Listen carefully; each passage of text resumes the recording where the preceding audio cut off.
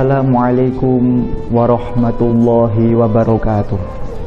Alhamdulillahilladzi an'amana bi ni'mati ridhahu wal jannah wa ja'alna wa ahlana wa dzurriyyatana min ahli sunnah wal jamaah.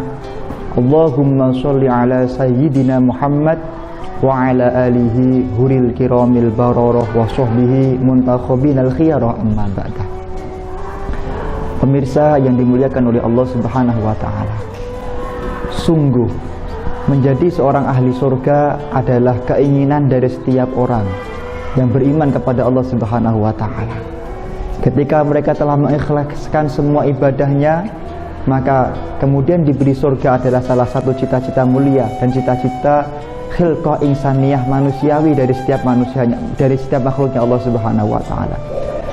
Di dalam kitab Daqaiqul Akbar, beliau pengarang kitab Imam Abdul Asyakir menjelaskan bahwa surganya Allah Subhanahu wa taala itu akan dimasuki 8 golongan dari 8 pintu yang telah disiapkan oleh Allah Subhanahu wa taala.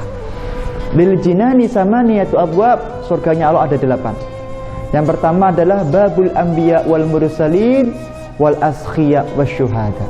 Pintu surga pertama dan paling pertama adalah pintu surga untuk para nabi, para rasul, orang yang dermawan dan orang yang suka, yaitu orang yang mati syahid.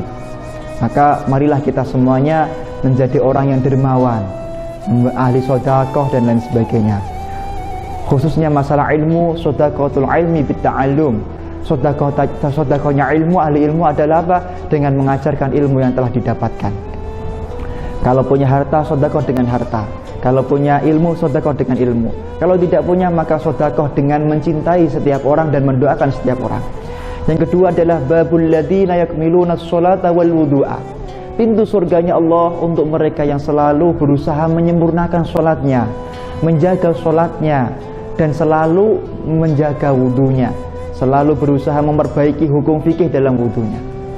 Maka guru kami Sayyidul Walid Al-Allamah Syekh Muhammad bin Ali Ba'atiyah dalam kitabnya mengatakan bahwa manusia itu ada 2 dalam hal syariat. Yang pertama, mencari ilmu itu ada 2. Yang pertama adalah fardu kifayah, yang kedua adalah fardu ain.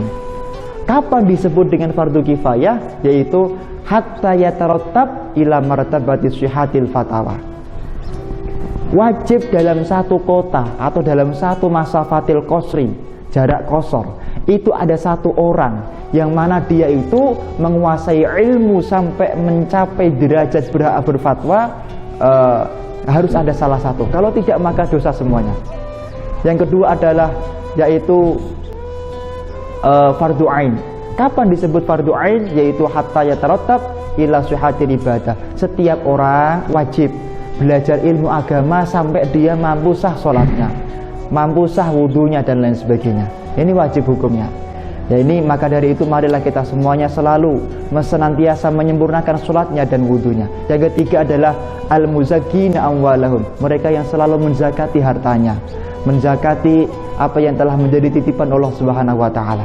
Yang keempat adalah al-amiruna bil ma'ruf wan nahina 'anil munkar, yaitu orang yang selalu mengajak orang lain, yaitu menyibukkan harta, menyibukkan dirinya mengajak orang lain dalam kebaikan, melakukan perintahnya Allah dan meninggalkan larangan Allah Subhanahu wa taala. Maka kami mengajak, Al-Bagir mengajak, marilah kita semuanya penuhi diri kita, penuhi waktu kita untuk mengajak orang lain dalam kebaikan. Penuhi Instagram kita, penuhi Facebook kita, penuhi semua sosial media kita yang berisi tentang sesuatu yang dicintai oleh Rasul sallallahu alaihi wasallam. Berisi sesuatu yang menjadikan Rasul sallallahu alaihi wasallam itu akan menjadi senang kepada kita. Kemudian yang kelima adalah babul hujjaji wal mu'tamirin. Pintu surganya Allah untuk mereka yang sudah melakukan haji dan umroh. Hajinya mabrur, umrohnya makbul. Maka mereka akan masuk surga khusus, yaitu babul hujjaji wal mu'tamirin. Yang keenam yaitu man qata'a, babu man qata'a nafsahu 'anil syahawat. Pintu surganya Allah untuk mereka yang selalu bisa menahan diri dari syahwat-syahwat dunia, bisa melepaskan diri dari syahwat-syahwat duniawi.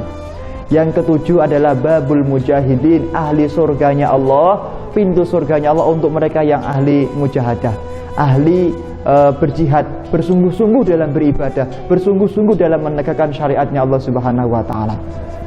Diriwayatkan ketika Kanjeng Nabi sallallahu alaihi wasallam Isra Mi'raj, beliau melihat ra'aitu banuna malaikatan banuna kusyuron ba'duhum lubnatan minal fiddah wa lubnatan minadz dzahab. Ketika Isra Mi'raj, aku melihat ada malaikat-malaikat yang sibuk membangun istana yang indah di surga. Ada sebagian mereka yang istananya dari emas, ada yang dari perak.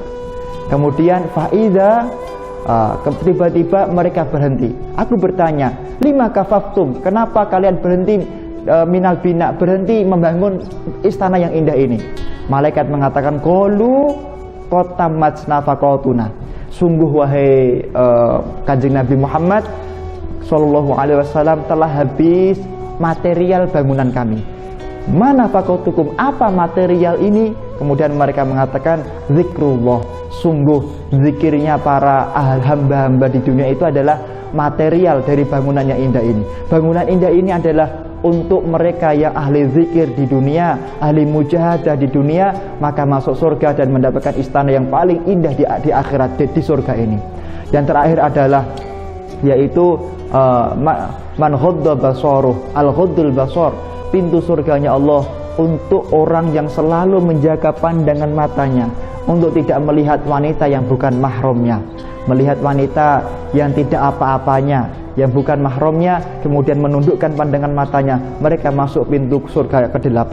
Begitu juga wa ya'malul khairat, dan orang yang selalu berbuat baik, wa birrul walidain, wa man barra li walidayh, dan orang yang selalu birrul walidain, dan orang yang ahli silaturahim, maka mereka akan masuk surga di pintu surga ke-8 bersama ahli surganya Allah Subhanahu wa taala. Semoga kita semuanya menjadi ahli surga, jauh dari neraka, menjadi orang yang diridhai oleh Allah, jauh dari nerakanya Allah Subhanahu wa taala.